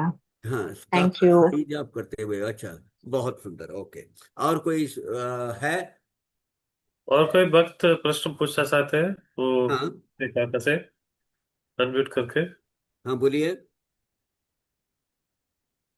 अ, और चैट में भी कोई प्रश्न नहीं है अभी। ओम साई राम। सुजय भैया, very happy to see you today. हाँ, हम सब खुश खुश है भाई। सुजय जी को देखकर हम बहुत खुश हैं। अरे इतना स्फूर्तिला आदमी, इतना पॉजिटिव एनर्जी वाला आदमी, really hats off to him. अरे जान पाई हुई है, गला बंद हो गया है, आवाज कम हो गई है, उस वक्त भी वो बाबा के साई संगम का सोचता है, बाबा के बारे में क्या क्या सेवा करो उसका सोचता है, और एनर्जी के साथ में खड़ा रहता है। अभी उनको सही बोले तो 3 महीने में वो आधे से ज्यादा रिड्यूस हो गए हैं। लेकिन साई शक्ति कुछ अपने सर पे लेगी, कुछ तेरे सर रहेगा। और इसका जीता जागता उदाहरण हमारे सुजय भैया है। ओम साईराम सुजय भैया, very happy to see here. Baba blessings to you abundantly. बराबर है। कोई अगर नहीं हो कोई क्वेश्चन, तो आप कमेंट कर सकते हैं। आज का आपका सत्संग कैसा रहा, क्या पाया आपने, बोल सकते हैं। पोम्पा जी है, हाँ सुमित जी आपके कमेंट सुनना चाहूंगा मैं। It matters a lot to me. नहीं नहीं काका, कमाल है। ओम साईं सभी को मेरा प्रणाम पहुंचे। और बस बाबा को मंत्र मुग्ध होकर के सुन रहा था काका के माध्यम से। और बाबा की वाणी आ रही थी और आनंद ले रहे थे हम आपके सत्संग का काका। अच्छा, बस नहीं, अभी कुछ इसमें कुछ टीका टिप्पणी एडिशनल कुछ करना है तो करिए जी प्लीज। नहीं नहीं, कोई टीका टिप्पणी नहीं। मैं उतना बड़ा आदमी नहीं हूँ कि मैं टीका टिप्पणी ओ कुछ लो भी ओ करूंगा। लो ओ लो, बहुत अच्छे। हमने आज ही सुना आप बड़े आदमी नहीं हो। नहीं नहीं काका, बिल्कुल नहीं। बहुत अच्छा, आप अच्छे लगे रहो, बाबा की सेवा कर रहे हो, बाबा की भक्ति का प्रचार प्रचार करते रहो। बस यही, इसके लिए हमको बाबा ने जन्म दिया है। बस बस काका, बस काका, बिल्कुल ठीक है। यही यही ठीक है। जी चलो, काका, जी अच्छा, काका, Om Om Sai Sai ji. Ram. Thank you very much Sumit ji, बहुत अरे अच्छा लगा। और थैंक यू। अच्छा, सुजय जी को एक बार बता दीजिए सबको, हम उनके अच्छे के लिए प्रार्थना करेंगे, उनकी सेहत तंदुरुस्त होने के लिए प्रार्थना करेंगे। और where is Sujay, why cannot I see him, बता दो जरा, बता दीजिए उनको। भाई मुझे मत सुनाओ, सुजय जी को बताओ, सबको दिखने दो। He is telling you to highlight Sujay ji. हाँ ये देखो, ये देखो ये सुजय जी है, और अपने सत्संग में ज्वाइन हुए हैं। और भगवान ने क्या कृपा की, मौनावस्था में भेज दिया उनको। बहुत अच्छा काका, आपका बहुत बहुत धन्यवाद। आपको सुनते हैं बहुत अच्छा लगता है। लगता नहीं, ऑपरेटिंग प्रैक्टिस कर दीजिए। अच्छा तो मुझे बहुत अच्छा लगता है, जो अपने को अच्छा लगता है ना वो आप सुनना चाहते हैं, उसके बाद भूल जाते हैं। नहीं, ये इसका जीवन का एक हिस्सा बनाइए उसको। हाँ, अच्छा, ये साई संगम होने जा रहा है शिरडी में। डेट याद रखिए, 13 से 16 नवंबर, थर्सडे संडे में है, थर्सडे टू संडे में है। आप सब आइएगा। ये साई भक्तों का एक मिलन है ये। सब पोंडा जी रहेंगे वहाँ, मैं भी रहूंगा, बाकी के सब, बाकी के लोग भी रहेंगे। ये एक मिलना जुलना है, साई भक्तों का मिलना जुलना है। और ये साई संगम, ये बहुत अच्छा, इनकी तो बहुत बाबा उनके तो ऐसे प्लान है। 4 साई संगम होंगे, एक डीप रूट लेवल पे, देहात के लेवल पर, एक प्रदेश में, 2 शिरडी में। तो वो तो करेंगे भाई अजय, उनका तो मतलब सलाम, दूसरा कुछ नहीं। थैंक यू सो मच काका Upasana for such a soulful explanation of Sai सच्चरी। चलो इसी मोड़ पर हम आज का सत्संग यहाँ खत्म करते हैं। जिस घर में मैं बैठा हूँ, वो ज्योत्सना दीदी मुझसे 15 साल से जुड़ी हुई है। ये उनका ऑपरेशन कुछ 12-13 में हुआ था, तब से है। और बाबा क्या कर सकते हैं, गिलोय पर खड़े उनके पास घर में। अरे उनको तो ऐसा पकड़ के नीचे, मैं यहाँ से फेंक दूंगा ना तो भी तुझे कुछ नहीं होगा, मैं तुझे दुरुस्त करने वाला हूँ। उनकी आग देखेंगे ना तब वो पूरी जुड़ी हुई है अंदर से, देख पाती है। एक एक आपका प्रश्न। एक प्रश्न है, क्या भूत यज्ञ और अतिथि यज्ञ एक ही समझा जाता है? यस, अतिथि भूत मात्रा नहीं तो कौन है?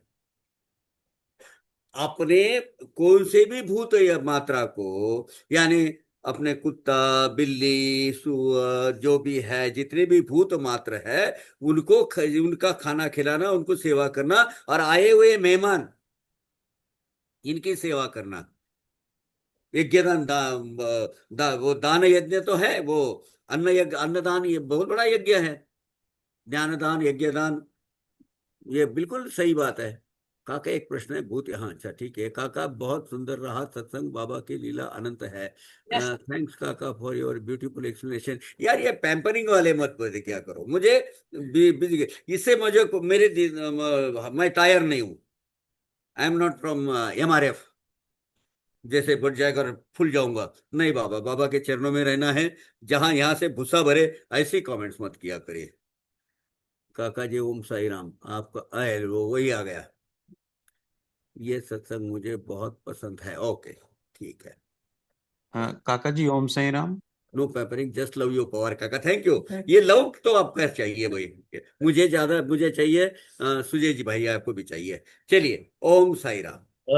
ओम साई राम काका हाँ जी। बोलिए बोलिए।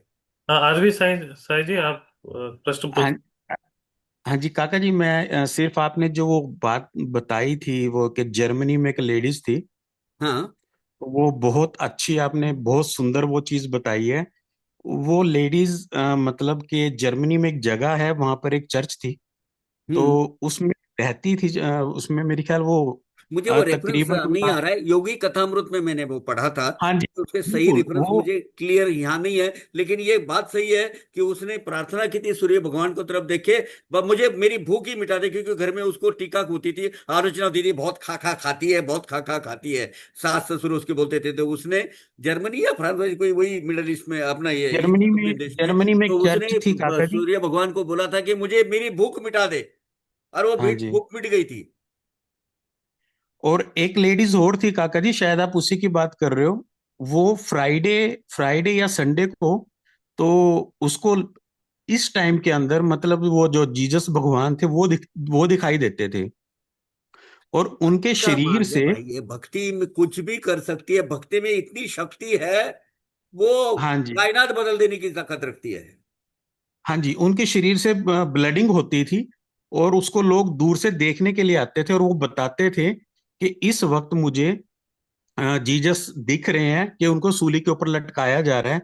मतलब इतनी भक्ति थी कि उनको वो लाइव दिखता था कि उनके साथ क्या क्या हो रहा है, और उनको जो दुख होते थे वो उनके शरीर के हर कोने से मतलब ब्लडिंग होती थी, वो मतलब खून स्पिरिचुअल निकलता जर्नी है था। भैया। इसको बोलते हैं सायुज्य मुक्ति। भगवान के हाँ जी। अस्तित्व में हमारा अस्तित्व इमर्ज करके उनकी जो दुख दर्द है अपने शरीर से निकलना, अपने यानी शरीर में। कंप्लीट लिबरेशन, हाँ जी, हाँ जी, 100% बिल्कुल काका लिबरेशन। जी। हाँ जी, बिल्कुल काका वो जी। अपनी खुद की आपा खो गई है पूरे, वो भगवान के अस्तित्व में अपना इमर्शन कर चुकी है वो। आप जो हाँ। बता रहे हैं मेरे पढ़ने में नहीं आया कभी, लेकिन ये बहुत अच्छी बात है, और आपने ये इस पर प्रकाश डाला, इसकी वजह से कि भक्ति की चरण सीमा क्या होती है। भक्ति की चरण सीमा ये है, सायुज्य मुक्ति, ये जन्म मरण के फेरे से खत्म। बिल्कुल कह रहे हो, बिल्कुल ठीक कह रहे हो काका जी। अच्छा। क्या जी सुजय जी, आपको बहुत शुभकामनाएं, जल्दी स्वस्थ, और ये वो खंड, और यही खंडोबाजी से प्रार्थना। बहुत अच्छा, बहुत अच्छा, थैंक यू। धन्यवाद। धन्यवाद। धन्यवाद। प्रीति दीपक जी ने हैंड रेस किया है। हाँ बोलिए। प्रश्न पूछ सकते हैं अनम्यूट करके। ओम साई काका। सुजय जी, ओम आपको देख साईराम। के बहुत अच्छा लग रहा है। Thank you. So good to see you. बाबा आपके साथ है, प्लीज। या थैंक यू। आपकी आवाज भी जल्दी आ जाए। Thank you. मुझे ये पूछना था काका, आज जैसे आपने बताया कि हमारा जो साहित्य है उसमें उस बाबा के वक्त का, तो तब शिक्षा इतनी प्रबल नहीं थी यहाँ हम्म। भारत में, तो हमारे साहित्य में नहीं है। पर फॉरेन कंट्रीज के काफी सारे लेखक उन्होंने व्याख्या लिखी है बाबा के बारे में। तो क्या ऐसा कोई साहित्य है जिससे हमको जिसको हम लगभग एक्यूरेट मान सकते हैं, या जो आज हम पढ़ सकते हैं बाबा के लिए, हाँ है। जिसको हम इसमें तो ऑथेंटिक अभी मान एजुकेट सकते ज्यादा आ रहा है ना। लेकिन हुआ क्या, दुर्भाग्य की बात यह है, उस वक्त अगर इसका ब्यौरा ठीक तरीके से लिखा जाता तो ये क्रिप्टेड वर्जन नहीं आता। अब हमें क्या पड़ रहा है कि इसमें से क्या अच्छा है वो चुन चुन के उसकी कड़ी लगानी पड़ती है। सतपति गुरु जी जो है दिल्ली में, उसी पे लगे हुए हैं, फाइंडिंग कर रहे हैं कि कौन सी कड़ियां किधर जुड़ रही है। हैं? अच्छा। ओके, हाँ। सो अभी तक मतलब कुछ भी एस्टेब्लिश नहीं हुआ। हाँ, इस्टेब्लिश करना जरूरी है। जैसे बाबा 1854 में और 1858 में बाबा आ ही नहीं सकते, ये कोई बात नहीं हमें सकता। पता ही नहीं थी, जैसे उस कि वक्त ये तो चांद, सबसे। उस वक्त इसका तात्या कोते पाटिल का जन्म ही नहीं हुआ था, तो उस वक्त तो उनके कंधे पे खेल नहीं सकता। जी जी। तो ये जो चीज है, ये सब जो खिचड़ी बना के रखी है, या चावल अलग अलग उसमें डाल के रखे, उसको चुन चुन कर एक शुद्ध इतिहास बाबा के दरबार का लिखना बहुत जरूरी है। और इसके लिए लाइब्रेरी बना के रखी है, ये सब आपके सामने है। आप चुनो, आधार ढूंढो, और सच्चाई सामने लाओ लोगों के। मेरा भी एक सवाल है काका, जैसे ही आपने कहा कि मुगल का इतिहास अवेलेबल है जो कि 700 ईयर पुराना है, बराबर, तो वो क्योंकि डिलिबरेटली उन्होंने लिखा हुआ है, और वो एक तरफी लिखा है, वन वन साइड है, वन साइडेड है, पूरा इतिहास नहीं है वो। और वही हमको सिखाया गया है हमारे माथे पे। अरे बाबा, मैं क्या बोलूं, पाकिस्तान ऑक्युपाइड कश्मीर बचपन से हमको सिखाया जाता था, भारत का नक्शा हम वही समझते थे। आज हमें पता चल रहा है यार ये हिस्सा तो हमारा है ही नहीं, बस ये पॉलिटिकल मैप है, एक्चुअल मैप है ही नहीं। तो वो असर तो हमारे ऊपर होगा ना भाई यार, वो गलत होगा। गीता और महाभारत 5000 ईयर्स पुराना है, पर साई क्या क्यों, साई का क्यों नहीं भाई? डिलिबरेटली नहीं बोल सकते, लेकिन उसके उस उपलक्ष्य में प्रयत्न किए नहीं गए, उनकी अहमियत नहीं दी गई, उतना इंपॉर्टेंस नहीं दिया गया। बस यही मैं कहूंगा, दूसरा कुछ नहीं। लेकिन ऐसा नहीं है कि लोगों के अनुभव नहीं है। साई लीला मैगजीन, साईनाथ प्रभा मैगजीन, लोगों के अनुभव, इसके माध्यम से ये कड़ी जोड़ सकते हैं। ठीक है, ठीक ठीक है, है। धन्यवाद। ओम साई राम। और सुनील सुनील आहूजा जी ने रेज किया हैंड। आप अरे कितना टाइम हो गया है, बहुत भाई, एक, लोगों को टाइम है ना, मुझे कुछ नहीं। मैं तो यहाँ बैठा हूँ दिल्ली में, मुझे कोई तकलीफ नहीं। एक आखिरी सवाल ले लेंगे सुनील जी हाँ का। बोलिए बोलिए। ओम साई राम काका जी। काका जी, बाबा जी की कृपा से और आपकी वजह से नरसिंह स्वामी जी महाराज की बुक्स पढ़ने का मौका मिला। बहुत कुछ है उसमें, डेफिनेटली है, डेफिनेटली है। बहुत अच्छी किताब है। और उन्होंने ये प्रयास किया 1936 में, जितने जितने लोग थे जो बाबा के सानिध्य में जो उन्होंने अपना जीवन बिताया है, उन लोगों की मुलाकात ली हुई है, उनको इंटरव्यू लिए है। वो इंटरव्यू उन्होंने Sai Baba chartered saint saying and Sai Baba devotee speaks, मेरे ख्याल से Sai Baba devotee, devotees experiences, ऐसे 4 वॉल्यूम उन्होंने लिखे थे। अब उसका लाइफ ऑफ बाबा करके एक किताब उन्होंने छापा है, मैलापुर का जो उनका संस्थान है। और ये हर एक को मैं बोलूंगा ये किताब जरूर पढ़ना। हालांकि थोड़े से रेफरेंसेस, बिकॉज अब वो गैर मराठी थे, इसीलिए वो उल्टा थोड़ा सा उधर उधर होगा, लेकिन ऑथेंटिक इंफॉर्मेशन है वो। बहुत बहुत ना सुंदर जरूर। काका जी, आपने वो बताया था तो बहुत अच्छा लगता वो पढ़कर। बहुत अच्छा है वो।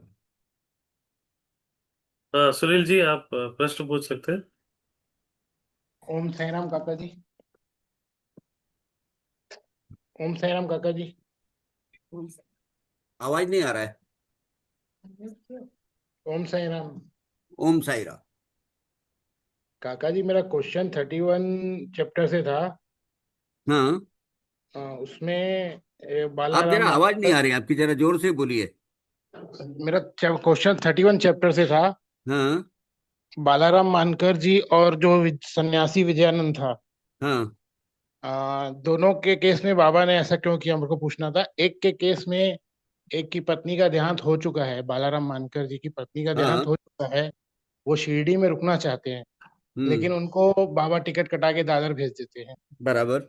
वही सेकंड स्टोरी दादर जस्ट नहीं उसी। भेजते उनको, मच्छिंद्रगढ़ पर भेजते हैं, एक उपासना पद्धति देकर मच्छिंद्रगढ़ पर उनको एक आराधना देते हैं, और वहां वहां जाके प्रकट भी हो जाते हैं। उसके बाद वो दादर का टिकट निकाल के हाँ, पहले दादर मच्छिंद्रगढ़ भेजते भेजते हैं, हैं फिर अपना दादर ये भेजते पुणे में भेजते हैं, पुणे में दादर का टिकट निकाल के देते हैं। हैं।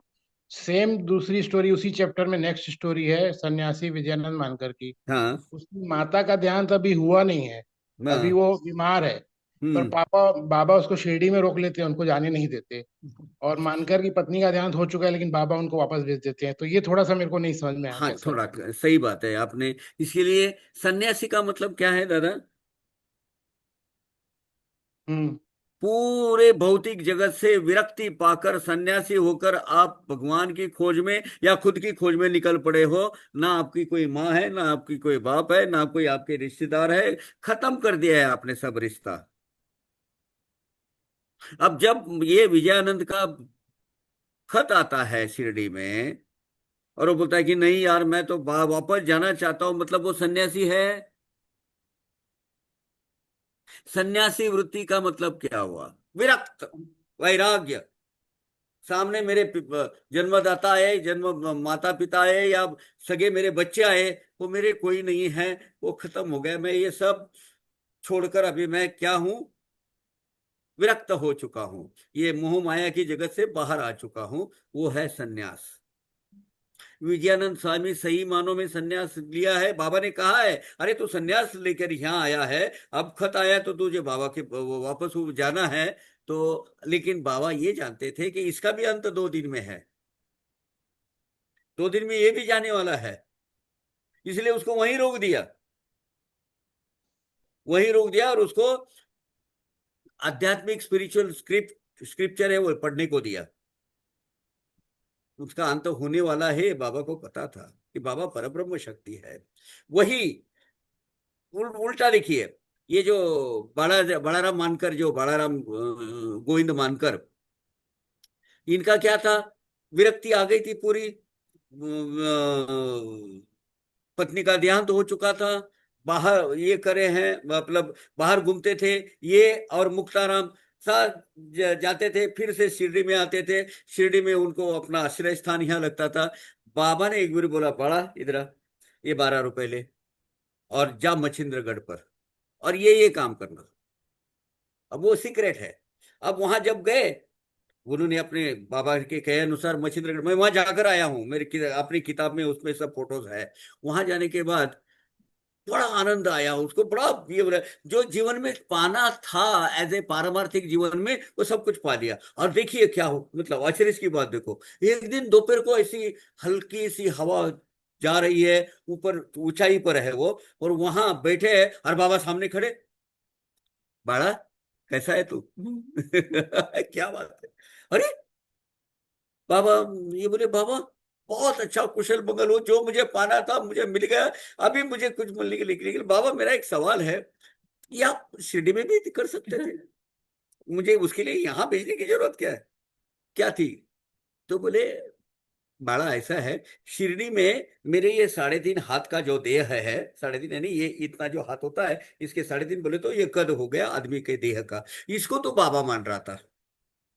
अब मैं तेरे सामने खड़ा हूं, बहुत अच्छी वो भी है, अब मैं वहां, वही मैं यहाँ, मैं शिरडी में भी हूं और तेरे सामने भी प्रकट हूं। और कब हुआ है? दोपहर के 4 बजे। नॉर्मली आवाज के माध्यम से, मतलब ध्वनि के माध्यम से, प्रकाश के माध्यम से, स्वप्न दृष्टांत के माध्यम से, ब्रह्म मुहूर्त पर ऐसे दृष्टांत होते हैं। यहाँ तो 4 बजे बाबा खड़े हैं दोपहर के बाद, तो सामने, बाड़ा कैसा है तू, जैसे कि कोई चल के आया है। और बाबा बाबा बोलते, अब मैं शिरडी में हूं, मैं भी यहाँ हूँ, तेरी भक्ति की जो कक्षा है उसका विस्तार करने के लिए तुझे यहाँ भेजा था। सिर्फ शिरडी में बाबा बाबा बाबा बैठे हैं और मैं उस उन्हीं को मानता हूँ, उन्हीं की सेवा करता हूँ, ये तेरी जो सोच है उसको विस्तार करने के लिए तुझे यहाँ भेजा है। अभी बाबा बहुत अच्छी वो भी बोलते हैं, अब मैं जो वहां, वही मैं यहाँ तेरे सामने, उस वहां से तुझे जो भेजा यहाँ, इस यही कारण तू जान ले।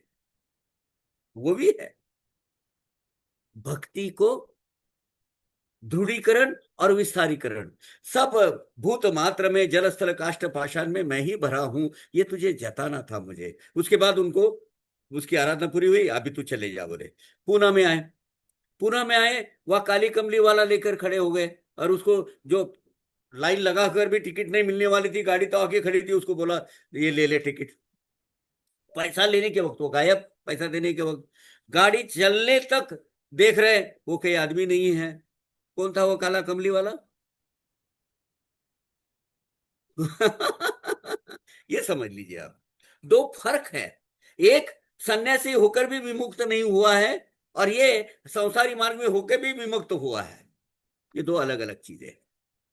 Thanks for intelligent question Ahuja ji, बहुत अच्छा लगा। धन्यवाद धन्यवाद। एक प्रश्न है चैट पे उपासना जी का। वो बोलते हैं, काका जी, बाबा बलराम बनकर को सगुण से निर्गुण स्थिति का एहसास दिलाने चाहते थे क्या?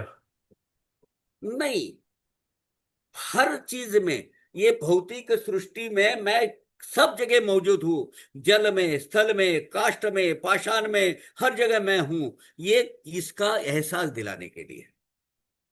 सिर्फ ये साईं बाबा की ये जो 6 फुट की मूर्ति है, ये मूर्ति यानी बाबा है, ये इसी लोग में हम कई जन्म लगा देते हैं, बड़ी बड़ी डेकोरेटिव चीज लगाते हैं, बड़ी बड़ी मूर्तियां रखते हैं और पत्थरों की पूजा करते बैठते हैं। बाबा बोलते हैं ये पत्थर में नहीं है, ये शुरू की अवस्था में, भक्ति की शुरू की अवस्था में आपको सगुण साकार रूप की जरूरत होती है, लेकिन वहां से विस्तार होना बहुत जरूरी है। हर भूत मात्र में, हर पानी मात्र, प्राणी मात्र में जो मुझे देखेगा वही मेरे प्रीति का है, बाबा ने खुद बोला है।